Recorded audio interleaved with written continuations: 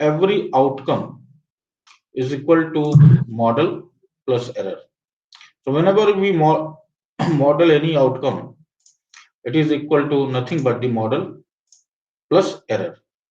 In case of correlation, we have seen that outcome is equal to, if it replace the model by bx, then it will become bx plus error, where b is the correlation coefficient and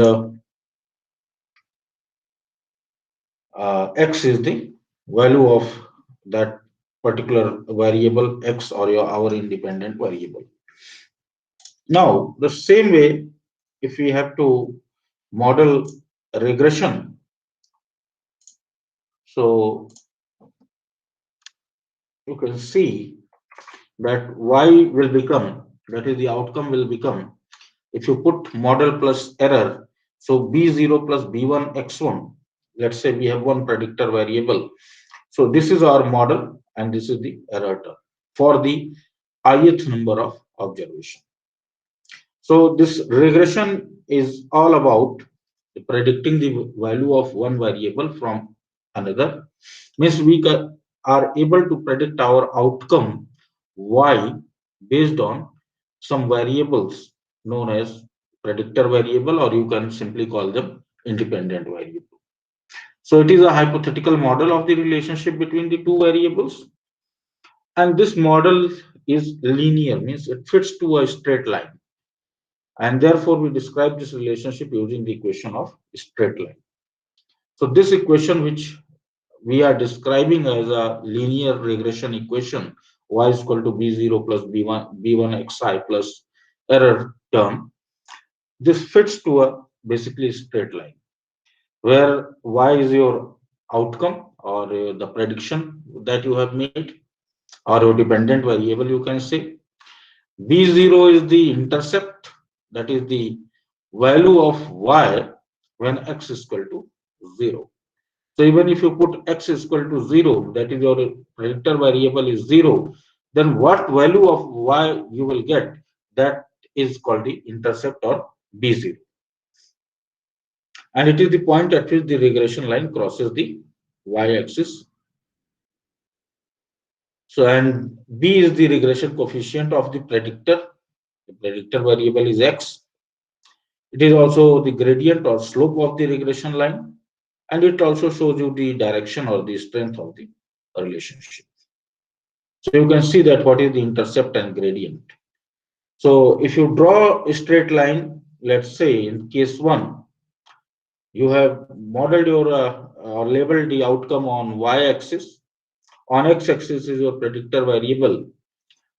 If they are meeting at some point, but they are, yes, you can see that they are coming from different direction. So you can see that this is the case of same intercept and different gradients. Gradients means the value, you have two b values from the equation. If you put the b0 plus b1 x1, so you have two b values, means two different gradients, because this is the b1 or bi is the gradient or slope of the regression line. So you can see that you have different gradients, but one intercept, means b0 is 1 or constant. Whereas in second case, you can see same gradients, means the line is in the same direction. The length of the line is almost the same. That is, means you have same gradient, 1 bi, but different intercepts. The value of b0 is variating. So this is the difference between the b0 and the b. So if you say y is equal to a plus bx, sometime we say, or y is equal to b0 plus bx. So if you have variables like x1, x2, x3, then it will become y is equal to b0 plus b1 x1 plus b2 x2 plus b3 x3 plus error term. Now the question comes, what is this error term? So this error term is nothing but the residuals. So if you plot your straight line, if you plot your equation on a straight line, you can see that there are a few points that are deviating from this straight line. If you see this figure, let's say there is a relationship between X and Y, where X, I have taken the example of advertising budget and album sales. So if you draw a scatter plot and see the how this advertising budget is related to the album sales, I'll come to this example. How it is related, if you want to see that, you can draw a scatter plot and you will find that there is a straight line. But from this straight line, you can see few points deviating away from this straight line. Let me draw it for you, then it will be more easy. So we already have this data set, advertisements and sales. Then as of now, I'm leaving the other two variables, so only advertisement and sales. So we want to see what is the effect of amount spent on advertisement on the sales of the albums. These are music albums. So if we want to see, first we will see this relationship through a scatter plot. So let's draw a simple scatter dot. So on the y-axis, I want the sales. On the x-axis, I want the advertising budget. Okay.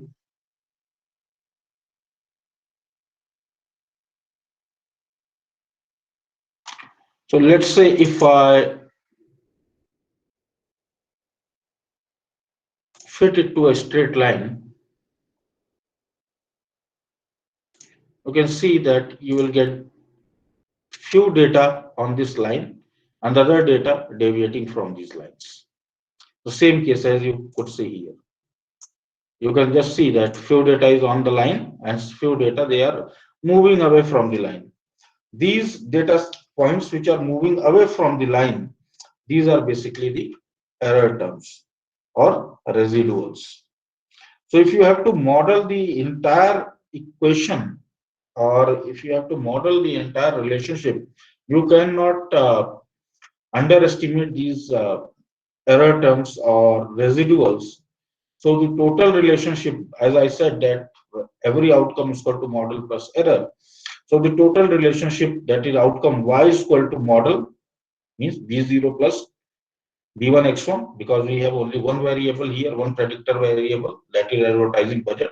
So b1 x1 plus error, that will make the total, uh, you can say, the relationship.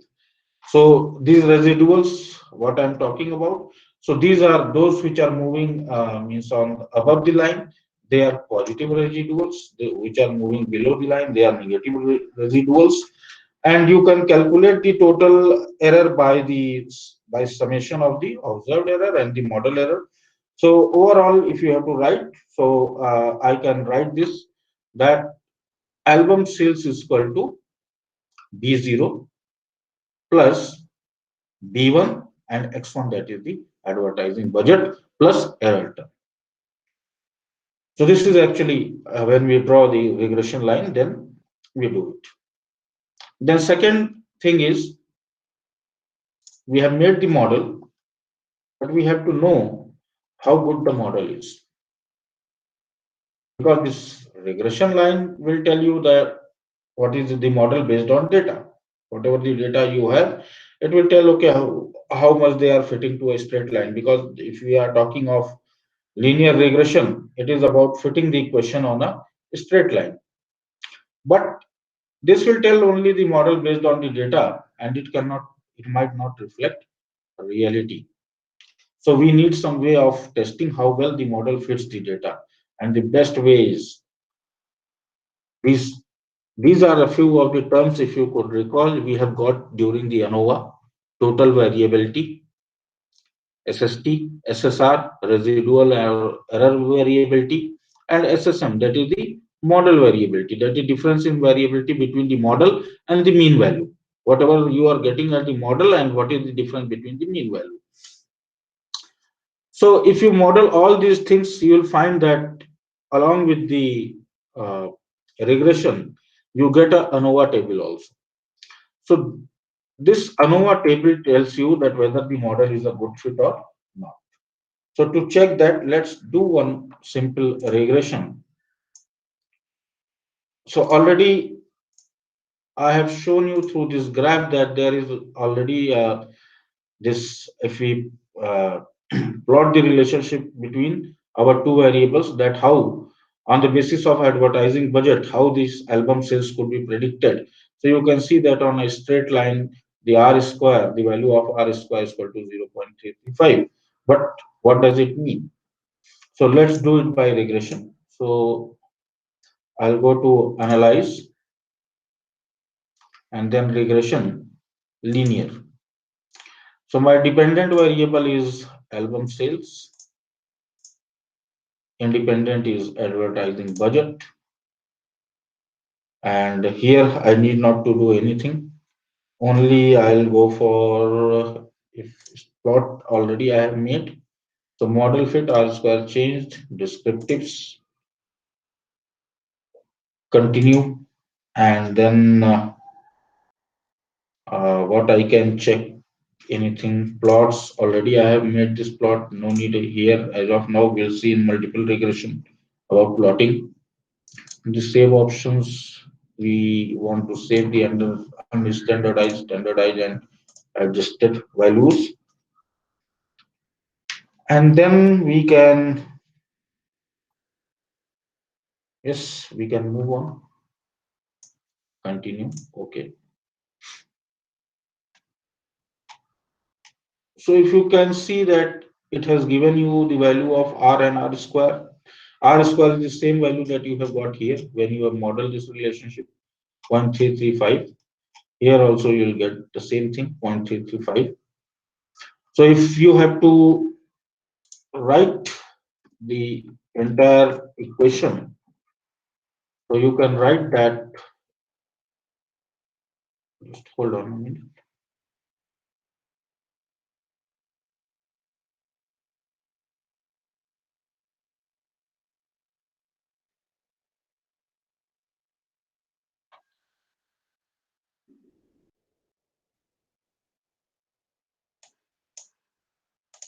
So you can write that y is equal to b0 plus b1 x1, b1 into x1 plus e. Now here y is equal to your album sales. So album sales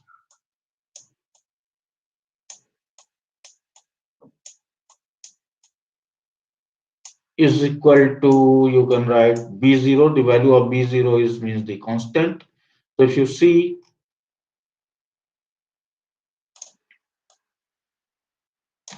it is 134.14, and the value of b1 is 0.96. So simply you can write it that album sales is equal to one third, album sales is equal to 134 into 0.096 into advertising budget.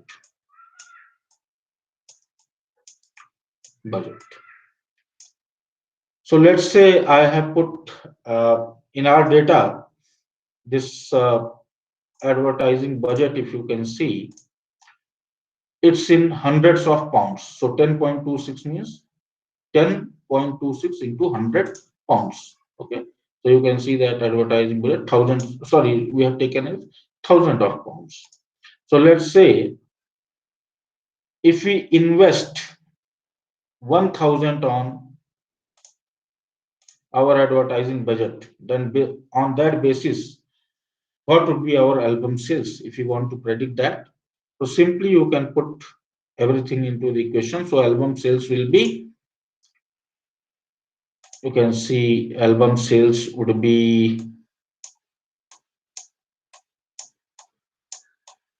it's very hard to write with the mouse. So sorry.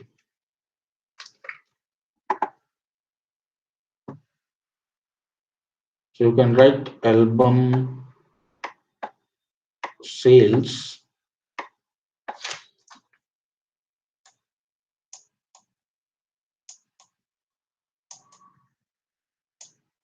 sales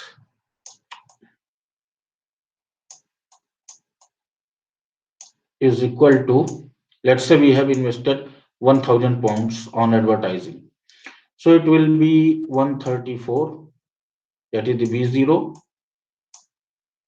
plus 0.096 into 1000.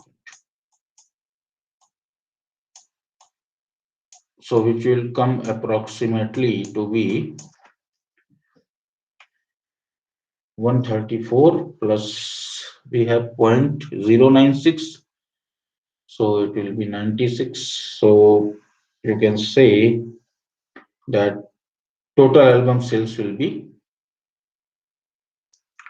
134. So 230 albums will be sold if you put the advertising budget as 1000. So to the same way, whatever you are putting as a value of amount spent on advertising, you put that value and you will get, you can predict the album sales. This is using one predictor variable. Now the question is how to check whether this prediction model that we have made or the equation that we have made, it stands to be true or not. So for that, I have told you that you can see those SSM, SST and all those things. So if you look at this ANOVA table, you get the sum of squares, you get the sum of squares in case of residual, total squares, and R square. You can calculate the R square on the basis of this also. But that doesn't make sense to go into all those calculations. Better see the F ratio. That's why I have told while telling you about ANOVA that ANOVA table is generated during regression because ANOVA tells you that how much your model fits. So if F ratio is high, that is 99.587, which is a very high number, means your regression model is a fit, and also you see the significance value. So it is significant. So F ratio, what I mean F ratio to be greater than, that means it should be greater than 1. So if more and more it is greater than 1, more and more your model is fit.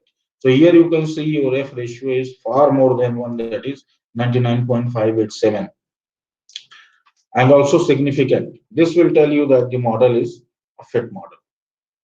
Now second thing in this equation, in this output, already you have got your B0 as a constant.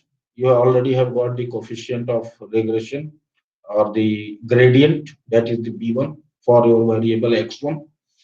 Now here, one more thing, how much of this, if you do this, if you model this relationship, how much variance could be explained in the population?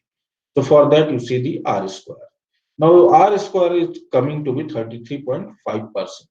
This means that if you model a relationship between the advertising budget and the album sales, so this advertising budget could explain or predict whatever the prediction model you have made, that could predict only 33.5% variance in the population. So advertising budget, if you model this relationship, if you change the value of advertising budget, it will tell you how much album sales will happen. Model is fit, but in the population, if you want to see, because this is something drawn from a sample, if you want to see how much variance is explained in the population, you will find only 33.5% variance is explained. The rest of the variance, that is around 67% variance, that will be explained by some other. So if you model a relationship between advertising budget and the album sales, it can only predict 33.5% of the variance. Rest of the predictions could depend on some other variables. Okay, now second thing that you get is the adjusted R square. What does this mean? See, adjusted R square is nothing but it is a method or it is a value through which you can cross validate your model. So first thing that you can do is check the model fit through ANOVA table, and second thing is that you can cross validate your model through the adjusted R square. So this adjusted R square tells you that what will be the value of your prediction model or your regression if the sample is drawn from different population. So let's say you have taken one sample from one population, modeled a relationship. You got the model, but then you need to cross validate the model that will be in every case this model stands fit. So you can just do that by adjusted R square, by checking the adjusted R square. If there is much no more difference between the R square and adjusted R square, then you can say that your model is cross validated. And what does this cross validation means? That if this model can be generalized in the population, then it must be capable of accurately predicting the same outcome variable from same set of predictors in a different group of people. So suppose if you are taking the same predicted variable, means our predictor variable is advertising budget, our outcome variable is the number of album sales. So this was taken from some sample. If you take same sample from some, if you take sample from some other population and again model this relationship, if it comes out to, in that case also this model should come out to be true, means it should be able to predict the same values, and that you can tell by seeing the adjusted R square. So if there is no more difference between the adjust your R square and adjusted R square, most of the people confuse that they think that we need to look on the adjusted R square for model fit. No, for modeling the relationship. Modeling the relationship or how much variance is explained, that could be only explained by the R square, 33.5% in your case. Adjusted R square only tells you that if you again model this relationship from some different samples from some different group of people, and if you get the same you will get the same values uh, if you draw your sample from some other population, same values you will get. So, and yes, if the difference between this adjusted R square and R square is more, then you can say that the model is not cross validated, means it will give different result in case of the sample is drawn from a different population. It won't stand true in all the populations.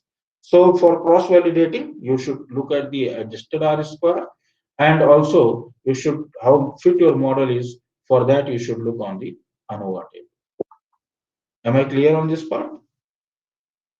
Yes, sir. So one should not only look at, normally when we go for regression, we only look at the this constant and the advertising budget. No, even this table, ANOVA table, is of great significance. You have to report that since F ratio is high, then our model is a fit. Whatever relationship we got between Y and X, that tends to be fit and also significant. Along with that, you have to see that what is the value of R square and adjusted R square. If they are close to each other, then you can say that our model is cross-validated model. Means in every sample, irrespective of the sample is drawn from different populations, it will show the same level of, it will model the same relationship, and the variance explained will be this much only, 33.5%. Rest of the variance will be explained by some other factors. So here we have taken only one factor. This is the simple linear regression. Is that clear? Yes, sir. Yes, sir. Okay. Okay. Now moving on to multiple regression. Now just have a look at this data. Uh, During the process, these three more variables have been created. I am just removing it. Let's retain the original data. So this data was all about that there is a company, its manager is interested in knowing, in the first case, that how the number of the amount spent on the advertisement, that is the advertising budget, uh, affects the sales, or whether sales could be predicted based on the advertising budget. Now this that is the case of modeling the relationship or predicting the relationship based on one predictor variable. Normally, when we talk about regression, we do not write it as dependent variable and independent variable. We write it as outcome variable and predictor variable, where your independent variable is your predictor variable. So in simple linear regression, what happens that you have one predictor variable and one outcome. In multiple regressions, you could have many predictor variables. So your model will become like the relationship. If you model on equation, it will become like y is equal to b0 plus, let's say in our case we have three outcome variables. So b1 x1. Sir, can I ask one question? Sorry. Can I ask one question? Yeah, sure, sir.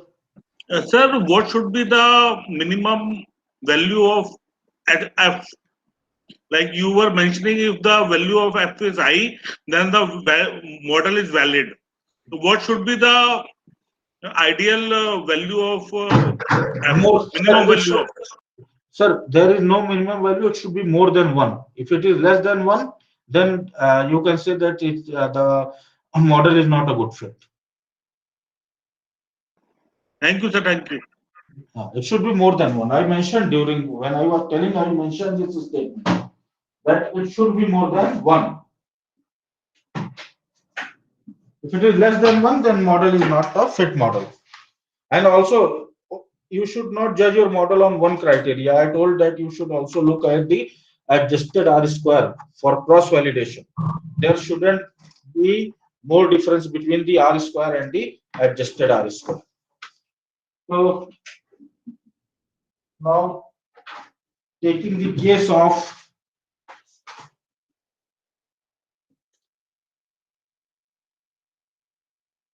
this second case, here we have three predictor variables. So we can model the relationship like y is equal to b0 plus b1 x1 plus b2 x2 plus b3 x3 plus e, that is the error term. So now this is the case where the manager of the company is now interested in extending the Please model. use the different color. It is not visible. The yellow which you are using. Okay.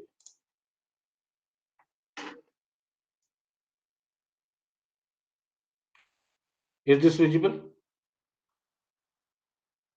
Yes, sir. Yes. Now it is. b1 x1 plus b2 x2 plus b3 x3 plus error, where y is equal to advertising budget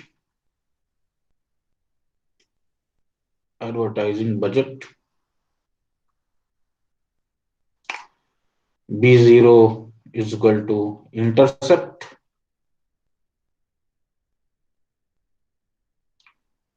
b1 is equal to regression coefficient of predictor variable x1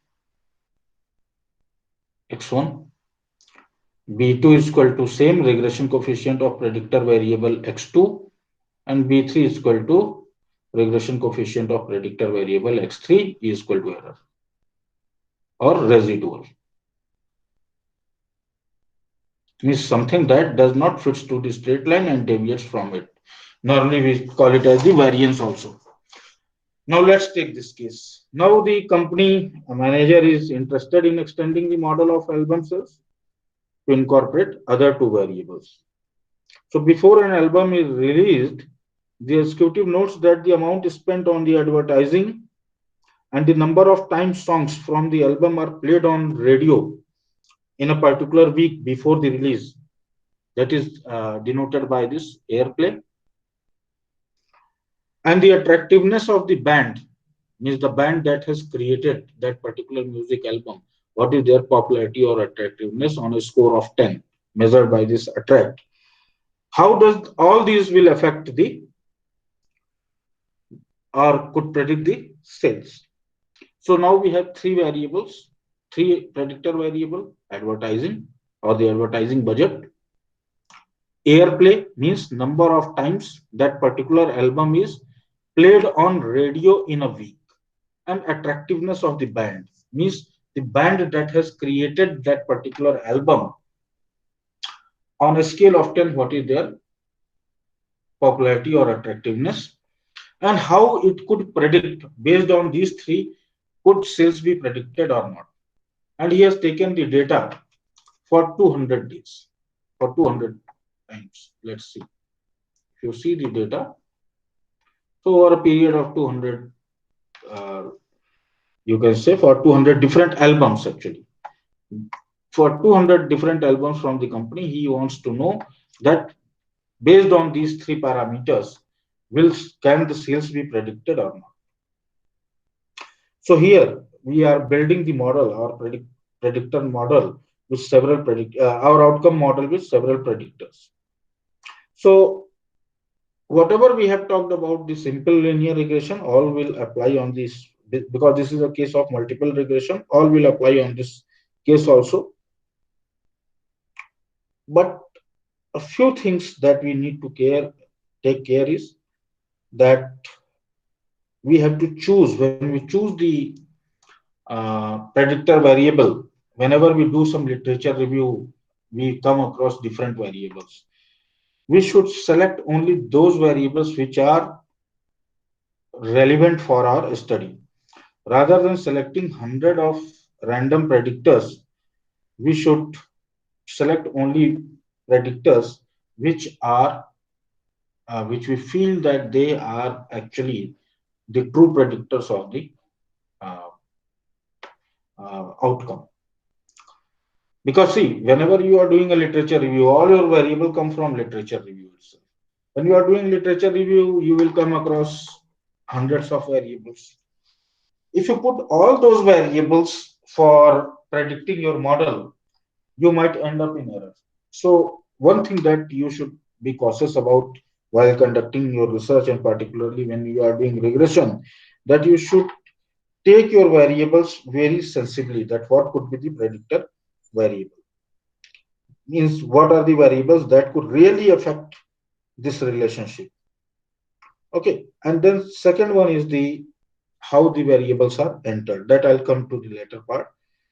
So first thing is that you should select predictors based on sound theoretical rationale or well conducted past research, means well conducted literature review, and you should select only those variables as predictors which have demonstrated their importance. For example, in our case, we have taken the band image or attractiveness, the number of times the particular album has been played uh, over a week on radio, and then advertising budget. This sounds pretty good that they could predict the sales. They could affect the sales of the album. But suppose if you take a variable like uh, uh, cost of making one album. Again, we take one variable, cost of making the album. Will it directly affect the sales? Yes, audience. We have taken three variables, that is the advertising budget, the number of times that particular album is played over radio in a week, and the attractiveness of the band that have created that particular music album. Suppose if you take one more variable, that is the cost of making the album. what would happen to our model? So there will be negative effect, because if the cost of the advertisement increase, the sales will be down. Sir, how sales is related to cost of making an album? I'm saying cost of making an album.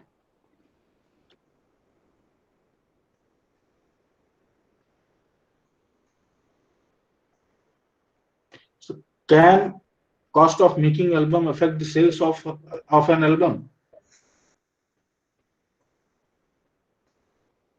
So if cost will be high, So the you sales are saying that if cost is high, sales will go down. Cost of making. So I'm not saying the price, sales price. I'm saying cost of making the album. Will it be a significant predictor of the sales?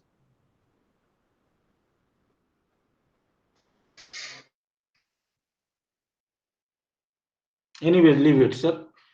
What I mean to say that it might affect, but it won't be a significant predictor. So it will add noise only to your model. Because see, people will purchase a particular music album CD based on how many times it has been advertised, okay, how many times it has been played on a radio, and what is the attractiveness of the brand. People has nothing to do with what was the cost incurred by the manufacturer in making an album. Do we ever care while purchasing an album, sir, music album, that how much cost are we interested in knowing that how much cost has been incurred by, let's say, T series or this HMV or any other company in making that album? Does it affect our decision to purchase that particular album or not? I don't think so that we care about this. So if you are putting even, sorry, if you are putting this also as a predictor variable, you are just adding a noise. The point that I want to make is that you should select only those variables. You should judiciously select the variables which are having direct impact on your outcome. Don't choose other variables which are, there might be many variables when you come across a study, there might be many variables, but when you are going for modeling a multiple regression relationship, you should choose wisely your predictor variables. Otherwise, adding too many variables which are not relevant, that would add noise only, that would always create a problem, that would not be able to make your model a good fit. Am I clear on this? Yes, sir. So first thing means that what I'm saying, that see, SPSS is just a software. You input some number, it will give in result some numbers to you, but that will become garbage in and garbage out. So when you are modeling a relationship, only see those variables, choose those variables as predictor variable, which you feel, and also from different researches, if it is highlighted that these could be the significant predictors, only choose them. So don't choose, let's say, you feel that okay, 3 variables won't be sufficient, let's bring in 10 variables. If those 10 variables, out of those 10, if let's say 3 or 4 are not significant predictors, like I have taken the example that yes, one of the variable could be the cost of making the album, but that won't affect the sales directly. That would, if you put it into the model, that will only disturb the fitness of your model. So first thing is choosing your uh, variables, and second thing is the method of entering the variable. So like I'm showing you, if you go to analyze and here you see regression linear, the method is same. Now you just increase the number of independent variable. Now here you'll find the methods. Enter, stepwise, remove, backward, forward, all these methods you'll find. So this enter method is known as forced entry method. Stepwise is adding in steps. Then we have backward, forward, remove, and also we have when we go for this enter method, also we have a kind of hierarchical or blockwise entry method. Now, what is the merit and demerit of all this? I'm going to discuss. So first one is the hierarchical or blockwise entry. So here you will see that block one of one, then next I can enter the other variable. This is the blockwise entry.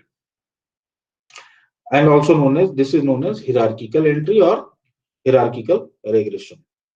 So in this hierarchical regression, the predictors are selected based on past work, and the researcher decides, his person who is conducting the research, he decides in which order to enter the predictors into the model.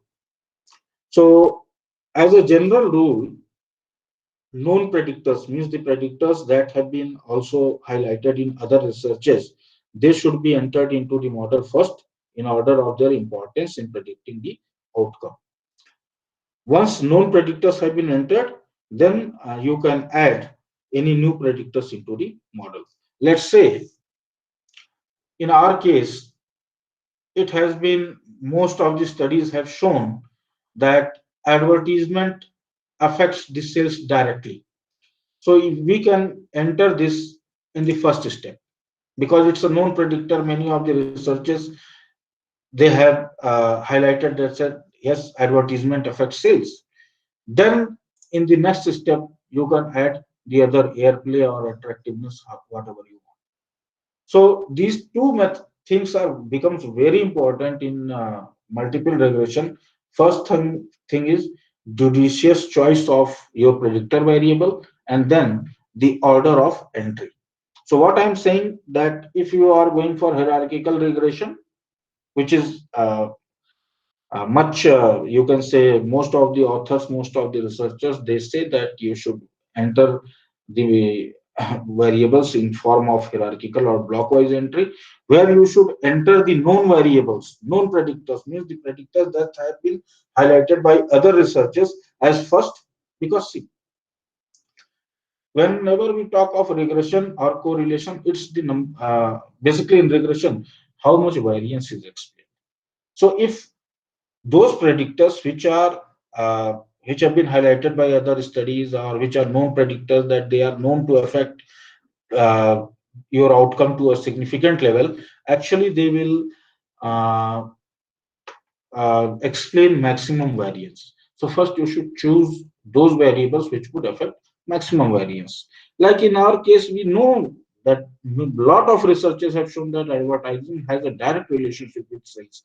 So first we will go for entering advertisement. Then in the next step we can add either airplay or attractiveness together, or only airplay first, and then in the third step attractiveness, right?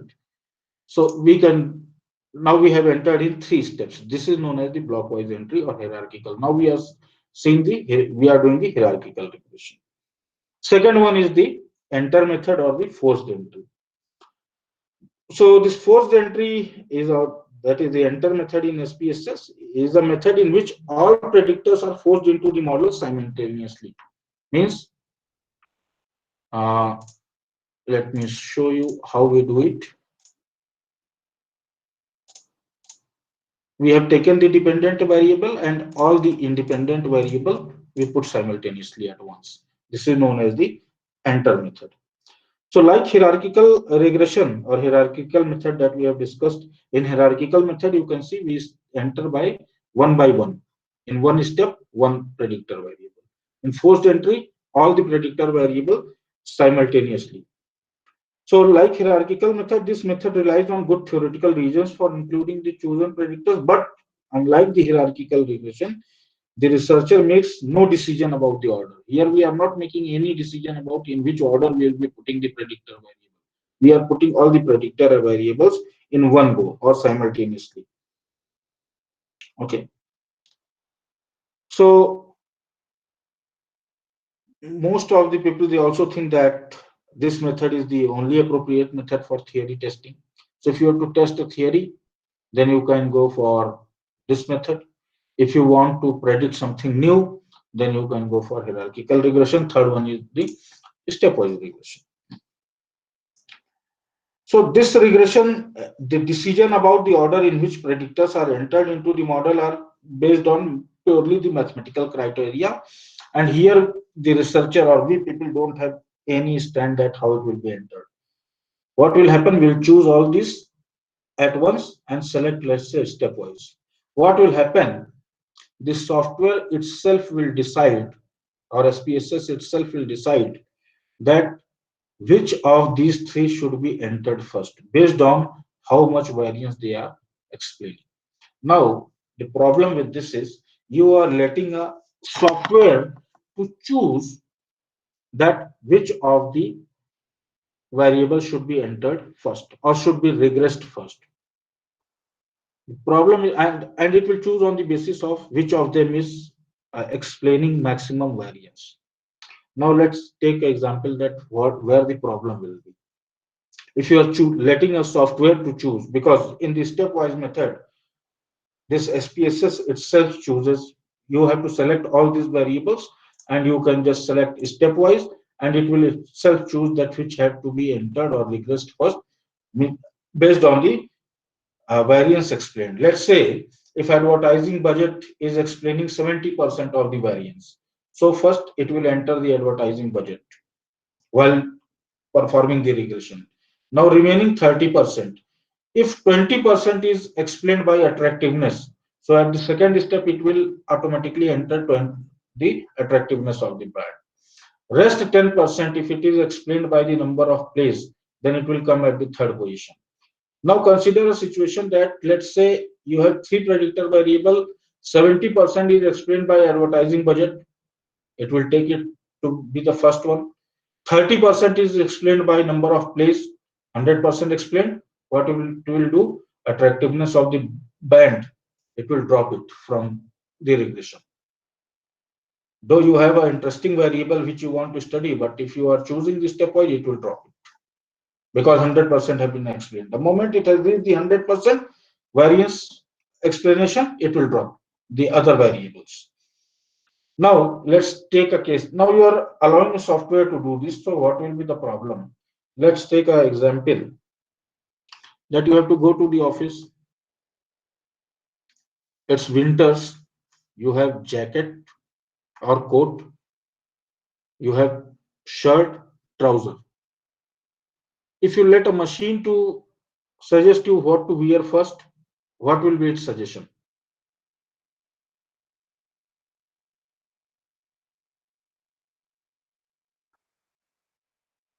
Yes, audience, are you getting my point? Why we should avoid this stepwise regression? Because here you are letting a software to decide which of the variables should be entered first based on, and it will decide based on the variance explained. Now, what is the problem with this? That what I want to say with the example. Let's say on a winter morning, you have to go outside. You have three things that can prevent you from winter: shirt, trouser, and a coat. If you ask the software, like is stepwise regression, that what should I wear first, what would be its response? So the cloth which has covered more of our body parts, like coat. First, it will suggest you coat because coat can explain maximum. The coat will protect you maximum from the winter. Okay. So first, it will suggest you to wear your coat. Then remaining, because as per the software, let's say 60% of, if you wear a coat, 60% of your body is protected with winter. So first, it will suggest you to wear coat. Then remaining 30% it will suggest you to wear shirt, then trousers, and then it will suggest that you wear your undergarments over your coat. Is that a good fit? Are you getting my example?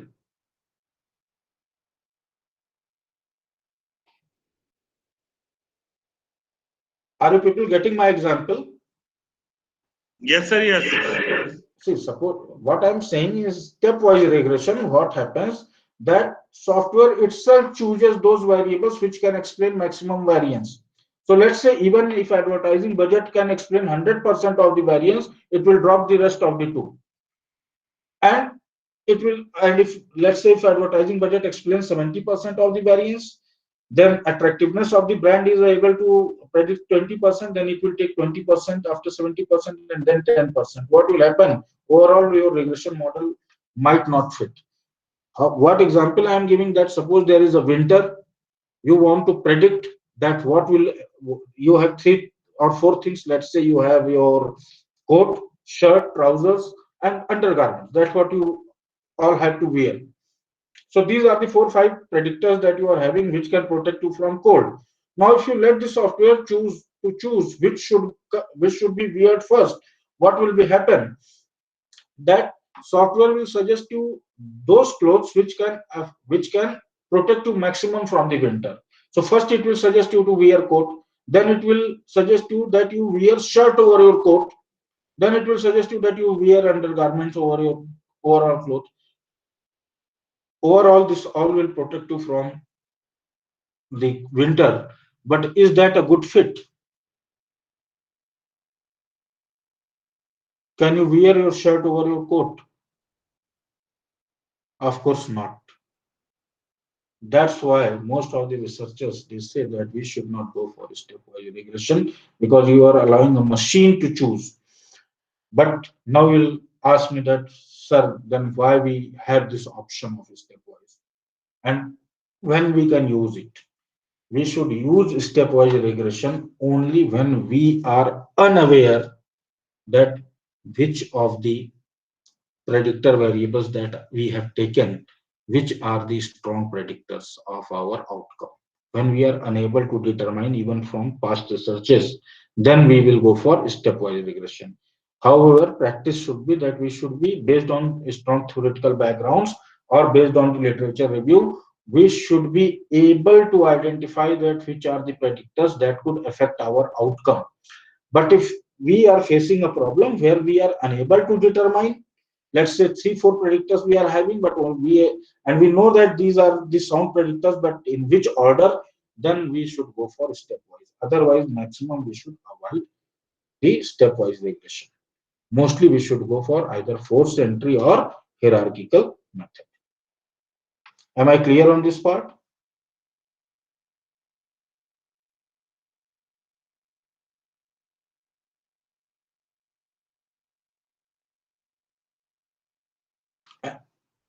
Yes, am I clear or should I move ahead? Yeah, yes, sir. Yes. Okay. Now, after deciding on these two, the third thing that we need to check in multiple regression is the multicollinearity. That is, suppose we have 3 predictor variables. If they have high correlation among each other, then this is the problem of multicollinearity. So let's say that we have our model as we are predicting that y is equal to b0 plus b1 x1 plus b2 x2 plus b3 x3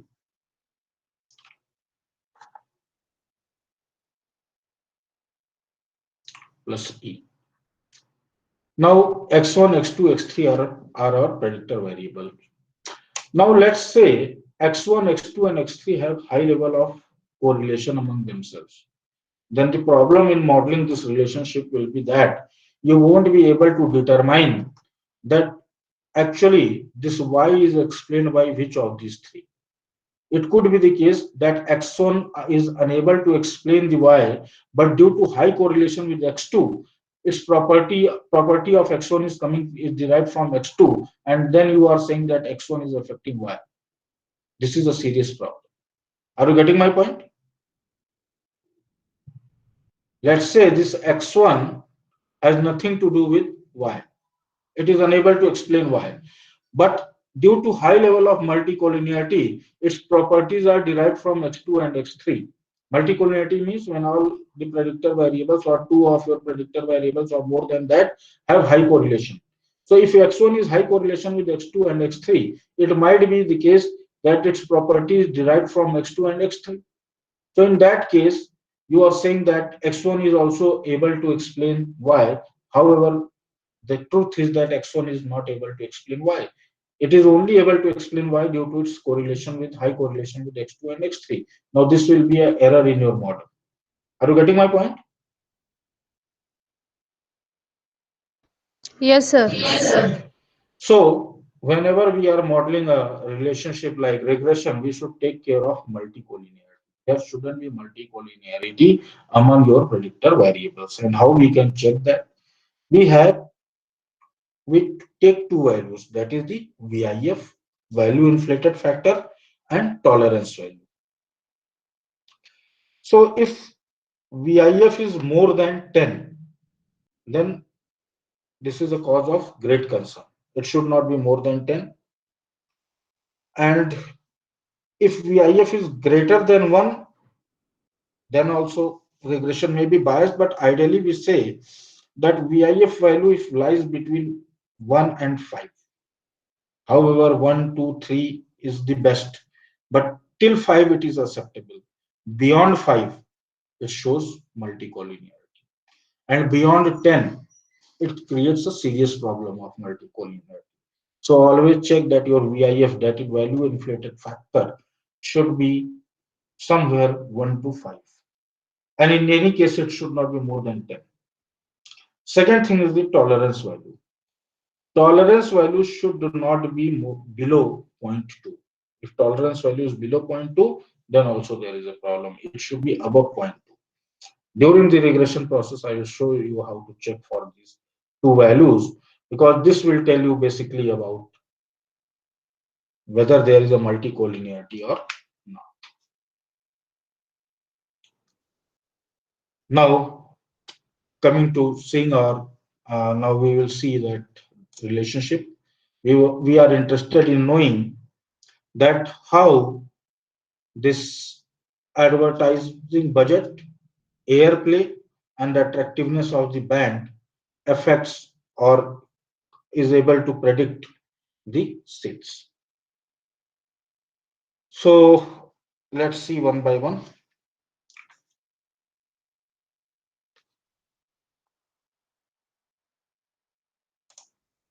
Now you can open this file and go to analyze regression. Linear method is as same as we have done in that simple linear regression. Let me reset all these values. Only dependent variable is album sales, so we will keep it there. Now selecting the variable. So I am taking advertising. So advertising budget will be the first one, because we know that there is a sound evidence from literature that advertisement always affects the sales. So I'm going for hierarchical method or block wise entry. So in the first block, I have taken independent variable as advertising budget. In the next block, I will select the remaining two, that number of plays on radio and attractiveness of the band method. So now here I have taken this as hierarchical regression. Now select statistics, and in statistics we want estimates, confidence interval at 95%. We want model fit R square change descriptive selected already, part and partial correlations, and collinearity diagnostic. If you are selecting this collinearity diagnostic, then it will give you a table which will tell you what is your VIF values. And then for treating the residuals, select Durbin-Watson and case-wise diagnostics. Outliers outside 3 standard deviation will be dropped.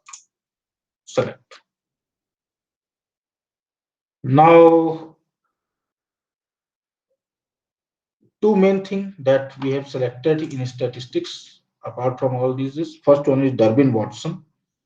So Durbin-Watson, this option produces the Durbin-Watson test statistic, which tests that the assumption of independent errors, because see, there are few assumptions of performing a regression. First assumption is normal distribution.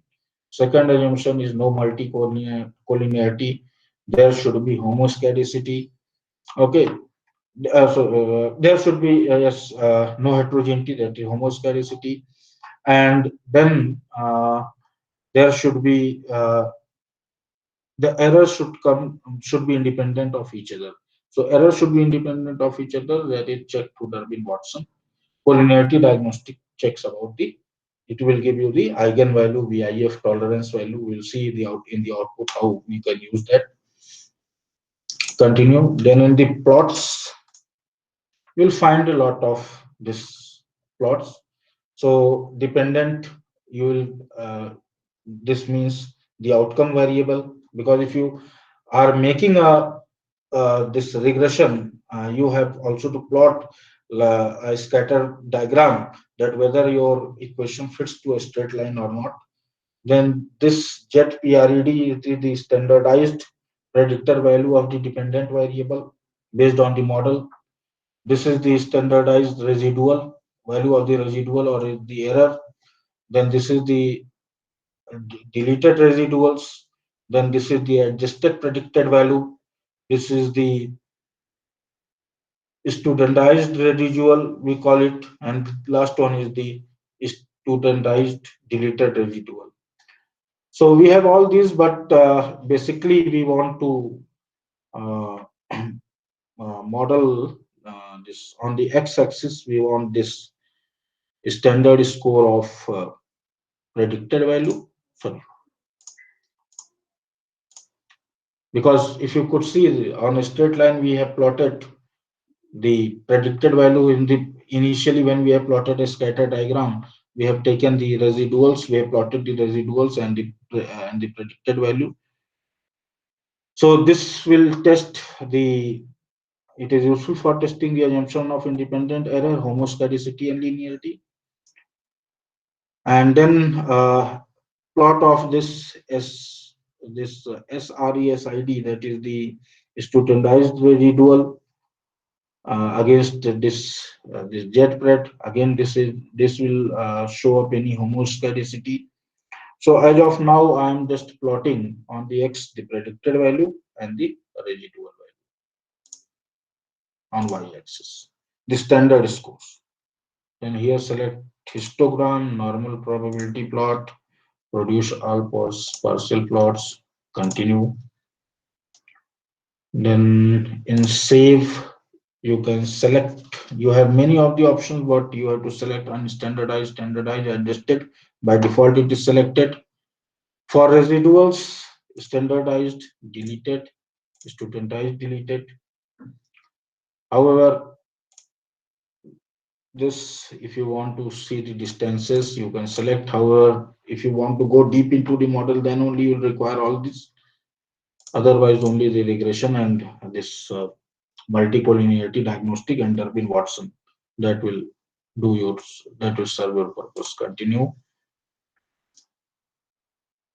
In options, use probability of F, entry this by default, it will be there. So leave whatever the default value is. Here we will not bootstrap because we have saved the standardized score, so no use of bootstrapping. Click on OK. Now let's see one by one. So this is all descriptive values that you are getting, mean, standard deviation. Then you will get the correlation value. Okay. And you can see this correlation matrix if you want. Then it will give you this, take the model summary. So here you can see the model summary, that you have, since you have entered the regression, you have entered the variables in 2 steps, so it will give you 2 values for r square, adjusted r square, and you have to see that in which of the case the model have improved or not. So r square change, you can see that it has uh, improved in the second case. So in the first case, we have taken advertising budget as the predictor variable. In the second case, we have taken attractiveness of the brand and number of plays. So you can see that whether the R square change is better or not if after entering. So you can see that their R square change has not improved significantly. So you will take the first model itself. Okay. If this in this second case R square change would have this R square change value would have increased significantly, then you could say that advertising budget doesn't is not able to explain much better variance.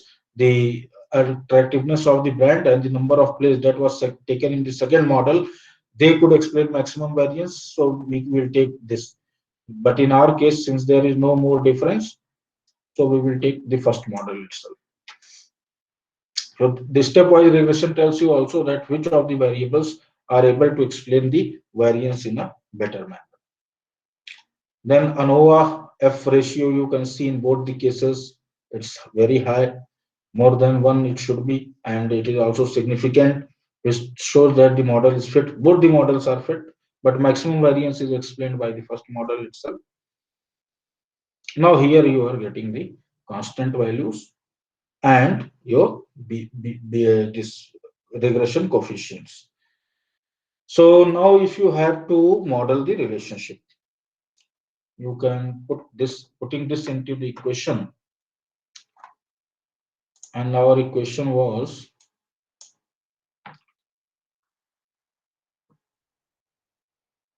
y is equal to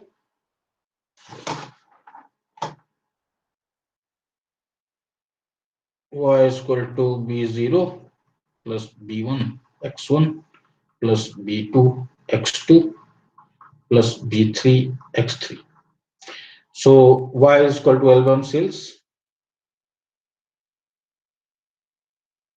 is equal to our b0, see the beta coefficient 26.613, so minus 26.61 plus what is the value of coefficient of budget, 0.085.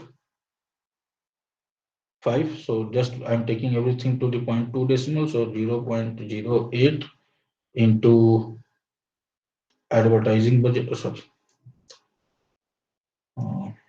Okay, just put it like this, into advertising budget plus 3.36 into airplay. Put it into bracket. See this value, number of plays. So 3.36 into airplay plus 11.09 or 11.086. So 11.08 into attractiveness.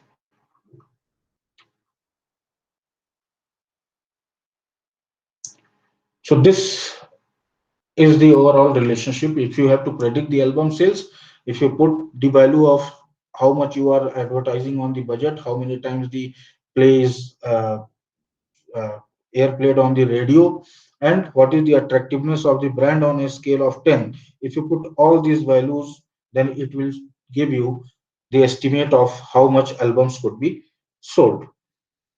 Now, what is the meaning of all these beta coefficients? So 0.085 on advertising budget. This means that if the advertising budget is increased by 1 unit, the album sale will increase, because ultimately we are predicting album sale. If advertising budget is increased by 1 unit, what will happen? That album sales will increase by 0.085 units. Or we can say that if we spend 1,000 pounds more on advertising, we will get extra 85 albums sold. Then 3.367, that is the coefficient of number of plays on radio. This value indicates that as the number of plays on the radio in a week before the release is increased by 1 unit, the album sales increases by 3.367 units. So let's say Again, uh, for every additional play of song on radio in a week before the release, it will increase an extra 3.367 thousand album sales, because every value is in thousand. So if you play one time extra the that particular album on radio 1 week before the launch of the album, it will increase three it will increase 3367, because the values are in thousand. Just so 3360 3367 albums will be sold more. Then attractiveness of the band 11.086 means, this means that if the band is rated 1 unit higher, let's say band is rated at 1 and now it is rated 1 unit higher, let's say 9, in a week before release, if its value is out of 10, the band is rated, let's say previously it was rated at 8, there is an increase in its attractiveness by 1 unit, that is 9, 11,086 albums will be sold.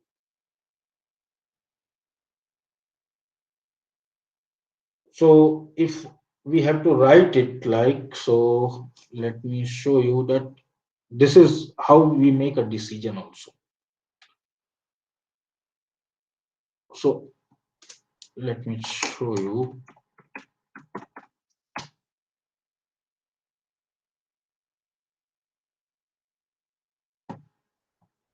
So if you see these values, it means simply that if advertising budget is increased by 1 unit, it will increase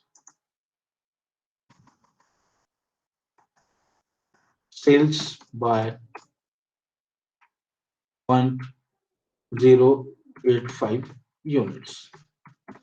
Simply it means that because every value 1 unit is equal to 1000 in every case, if you could see our data, it's in thousands. So advertising budget thousands of pounds, album sales 1000, number of plays on radio, attractiveness of brand. So the album sales is in 1000, advertising budget is in 1000. So let's say if we invest 1000 pounds extra, we will get 85 extra albums sold. If the album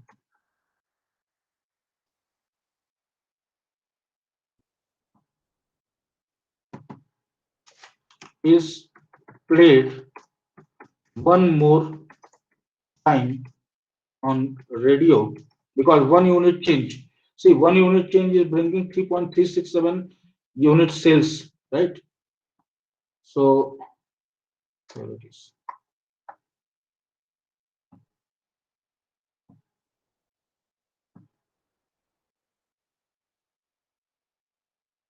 So second coefficient tells you that if an album is played one more time on radio, means 1 unit change will bring 3.36 unit change in the sales. That means if the album is played one more time on radio, sales extra,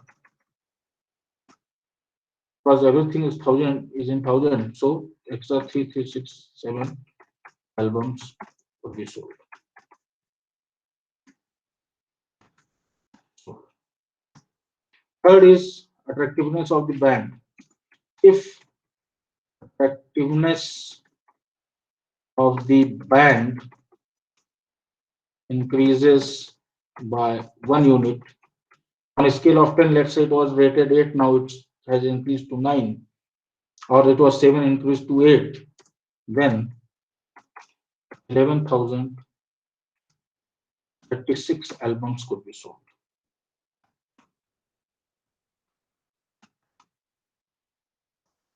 So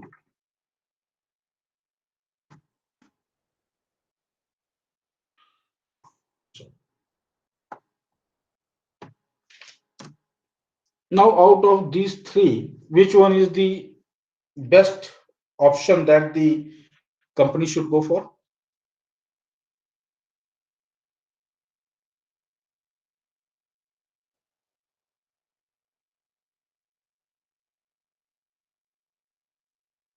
Out of these three options, which is the best option that the company should go for? Means which is the good predictor of sales? So the third one. Because in third one, you need to invest nothing. You have to just increase the popularity of the band, and maximum album will be sold. That is 11,036 extra albums could be sold. Right? If you are investing 1,000 pounds extra, only you are getting 85 extra albums sold. If you are playing album one more time on radio, 3,367 albums are sold. If the attractiveness of the brand increases by of the band increases by one unit, then 11,086 extra albums could be sold. So either company should focus on, rather than investing on advertising, they should focus more on either increasing the attractiveness of the band or playing the song one more time on the radio. Now the thing is that attractiveness of the brand could not be directly influenced by that particular album maker or music company, because the attractiveness of the band is the property of the band that has created that particular album. It cannot be done as company can, the music album company can do it, but it does not have direct role. But what it can do better is that it can play the album one more time or two more time, three more time on radio, and it will increase every unit change will increase three, six, seven albums extra to be sold. So what will happen that companies should focus on option B or option C, because these two have emerged as the strong predictors in predicting the album sales. Now, how good our model is, already I have told you, see the ANOVA. How much variance could be explained? 100% variance is explained already by the three predictor variable. Now, see the multicollinearity diagnostics. What is the VIF value in this case? In every case? Are you able to see these VIF values?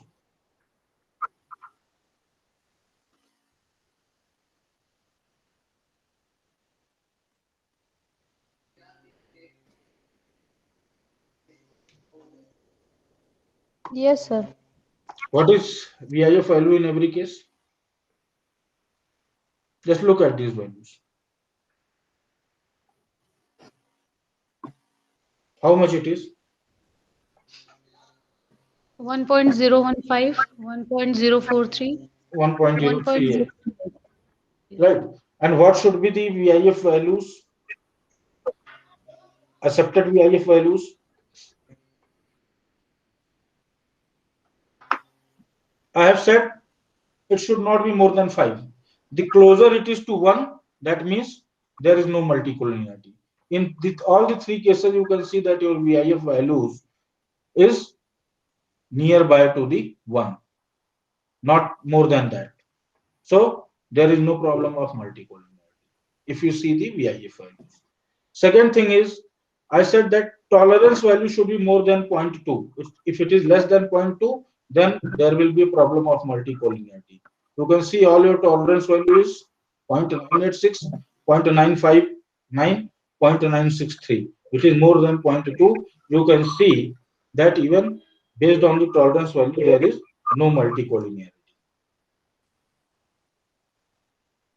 Is that clear? Yes, sir. Okay. So there is no case of Please repeat one multicollinearity. more time, sir. Please repeat it one more time. So see, I have already said that for checking multicollinearity, we see two values, that is the tolerance value and the VIF, value inflated factor. Tolerance value should not be more than, tolerance value should not be less than 0.2. if you see in these three cases, what is your tolerance value? More than 0.2, isn't it?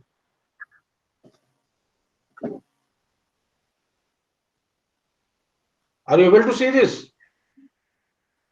Yes, sir. Yes. It is more than 0.2. So based on tolerance value, there is also no problem of multicollinearity. Then in VIF, I have said that value inflated factors, if it is close to 1, then there is no problem of multicollinearity. However, the permissible range is up to 5. If it is beyond 5, then there is a problem of multicollinearity. And if it is above 10, then there is a serious problem of multicollinearity. Your model is not a good fit model. So here in all the three cases, you can see the VIF value is very close to 1. Isn't it? So the tolerance should not be more than 2, and the No, no, no, VI. no, no, no, no, no, no, no, no.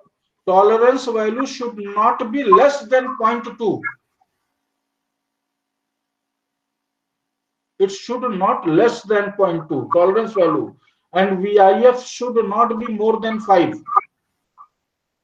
Just opposite of each other. Tolerance value should not be less than 0.2, and VIF value more closer to 1. It is the best fit the model is. However, permissible limit is up to 5.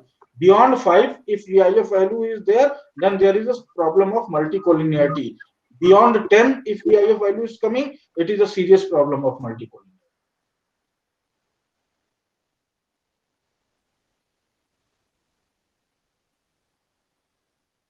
Are you getting this? Please note somewhere, tolerance value should not be less than 0.2, means it has to be above 0.2. And VIF value should be close to 1, or if it is ranging from 1 to 5, then also there is no much problem. So in our case, you can see that VIF value is close to is very near to 1, not deviating from that. So we don't have the problem of multicollinearity, and even if you see tolerance value also, it is more than 0.2, then also we can see that there is no problem of multicollinearity.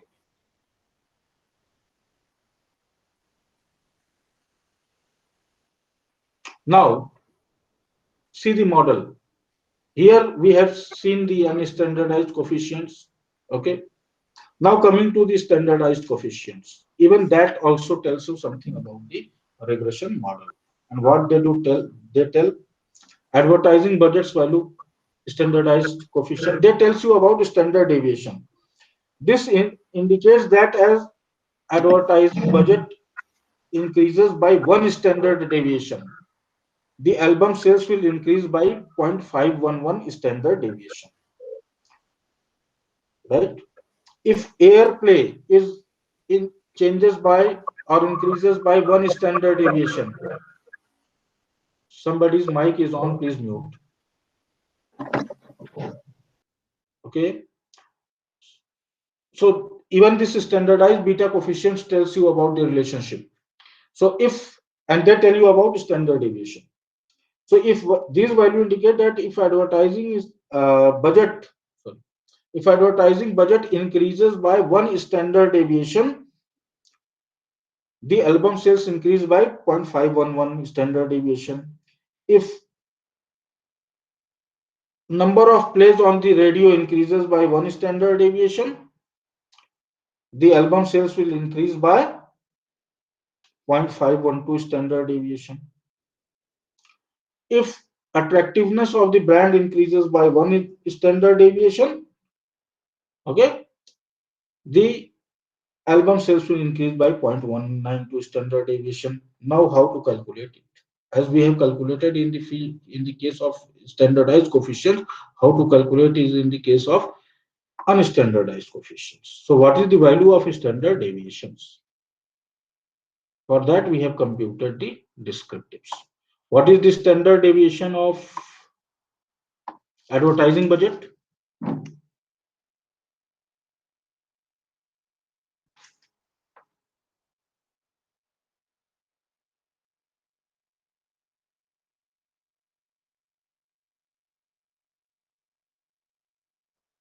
So 485.6. Now every value is in thousands, so it will come to be how much? How much amount it will come to be?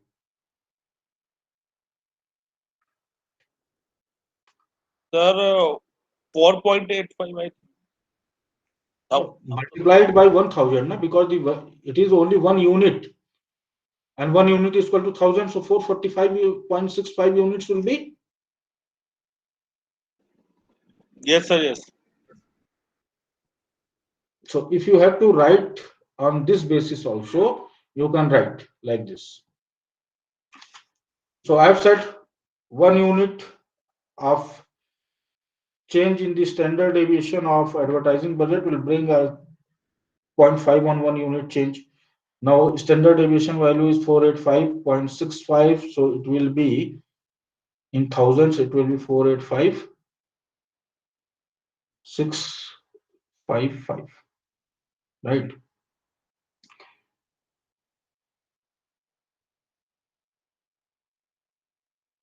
Okay, so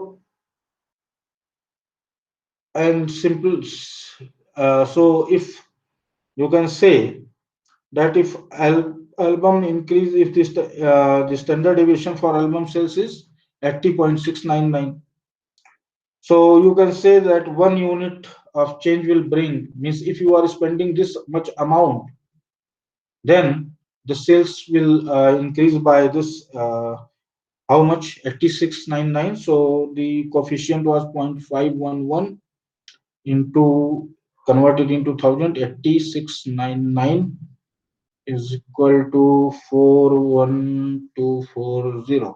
So based on this also you can say that if this much of amount will be spent on advertising, sales of album will increase by 41240 units.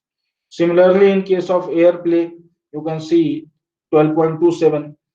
So if radio plays the song 12.27 extra, to 12.27 times in a week, okay, before release, then you can expect a sales of 0.512, sorry, 0.512 into 80699, it will come out to be 41320.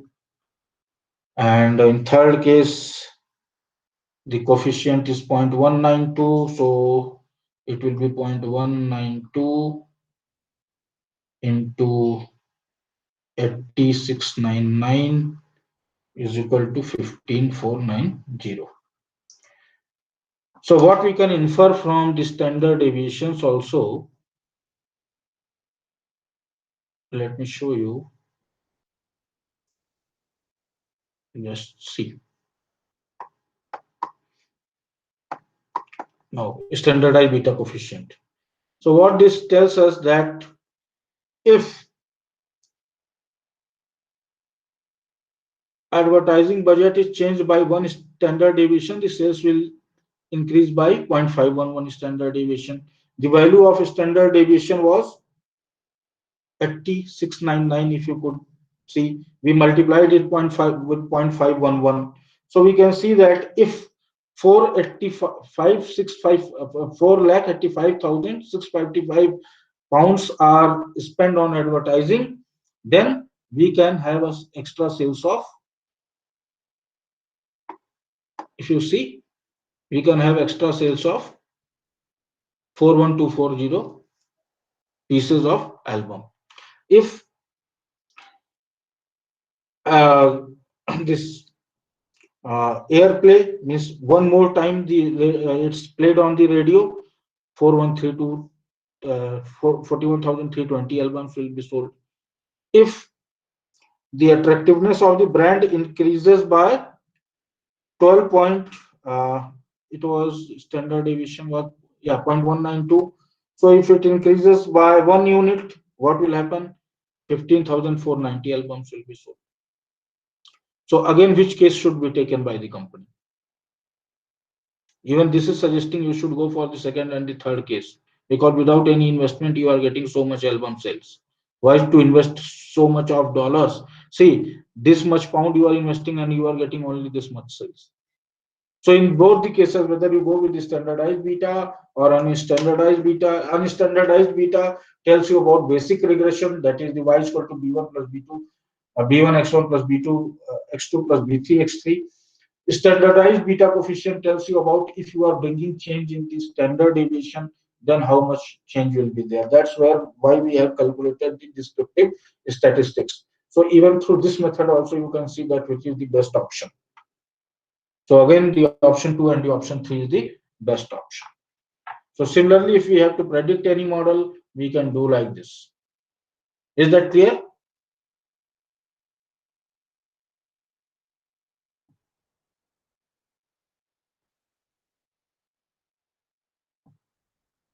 Is it clear?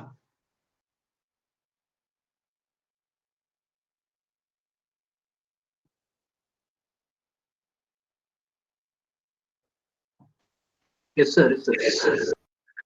So this is about regression. One more thing I'd just like to add. Suppose if I'm interested in seeing that I'm modeling a relationship between advertisement and sales, and I want to take this as an extraneous variable, attraction or the attractiveness of the band, and I want to see how it is moderating the effect between the advertisement and the sales. We know that there is a direct relationship between advertisement and sales. There is a linear relationship. But if we are interested in knowing that, let's say, treat this as an external variable, extraneous variable, and we want to see how it is moderating the effect. Is this affecting the uh, relationship between advertisement and sales? Then we will go for moderated regression. So first we will create an interaction term. Interaction term is created by multiplying this value, attraction value, with the this your independent variable.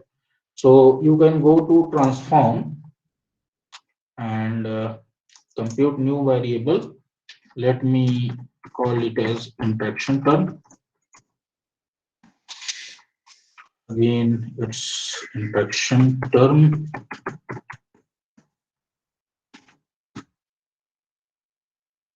Here, interaction underscore term. So interaction term is always created by multiplying your independent variable with the variable which you are thinking to be a moderating variable. This is known as moderated regression. So I'll come to this arithmetic. No, I'll create, or simply I can do like this. I'll take the advertising budget and then into attractiveness of the band, because I want to see whether the attractiveness of the band affects the relationship or not. Okay. What you can see, I have got the interaction term. Okay, a new variable created by multiplying these two. And then I'll perform the hierarchical regression. So analyze regression, linear. So album sales will remain at its own place. First, at the first level, I will take the advertising budget because it's a predictor. In the second, I will take advertising budget and the interaction term, not the attractiveness of the band, because now I have already created an interaction term. And I'll simply check.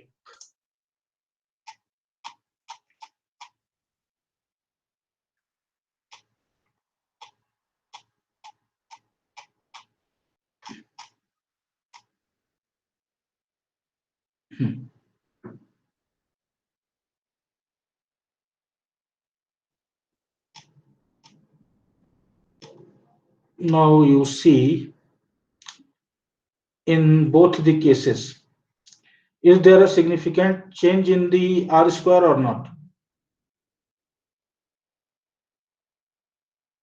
See this value R square and then R square change. Sir, there is no significant change. There is no significant change? No. There is no. Sir, previously in model 1, when you have taken advertising budget and sales, your R square was 0.335. Now it has come to 0.028.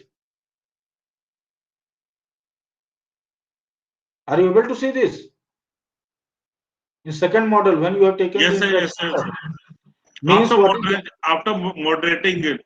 Yeah, what this tells you that this attractiveness of the band have a moderating effect on your relationship between the advertisement and number of sales, and that effect is also significant if you see also. And what is happening, how it is moderating in the presence of this variable attractiveness of the band, the relationship between the advertising budget and the number of sales of album is getting decreased, isn't it? You see, the R square has changed to 0.08 from 335. It is decreasing in case of, means it is having a moderating effect, and that moderating effect is in the presence of this moderating variable, which we have treated as a moderating variable, that is the attractiveness of the brand of the band, the relationship between advertisement and the sales of the album is getting decreased. So if we remove this, then there will be a direct relationship. If we bring this, then it will having a decreasing moderating effect on the relationship. And previously, when we have seen the seen the regression, multiple regression, we have seen that the attractiveness of the band is playing a major role in increasing the sales without any investment, right? So even in this, if it is present here also, it will, rather than increasing the relationship, it will decrease the relationship, because it is having more significant impact on the sales of the album. Are you getting this point?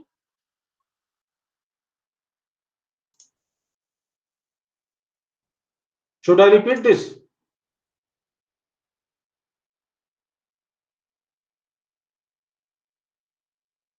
See, we have performed a moderated regression where first we have regressed the dependent variable, that is our this sales of the album on advertising.